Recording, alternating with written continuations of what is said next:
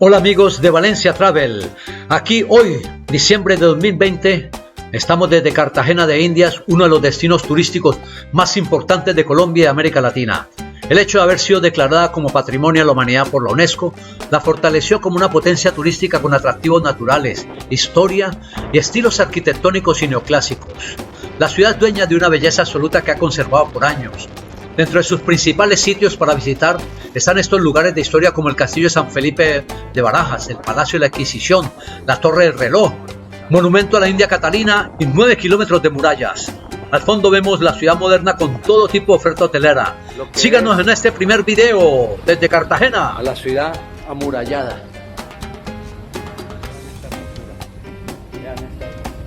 Miren esto. Y aquí nos dirigimos hacia la Cerrezuela, centro comercial, antiguamente una plaza de toros, con todo tipo de almacenes y restaurantes. Cartagena, Colombia, Valencia Travel, con nuestros asociados, conocemos nuestro país, lo vamos a traer de la mano, seguro. Llevamos 20 días. Colombia es reconocido por su oferta gastronómica, es una de las experiencias más de Valencia Travel acá en Colombia. Síganos en nuestra serie de videos, este ha sido el primero, pero vienen más. Todo con Valencia Travel. ¡Sí, señor!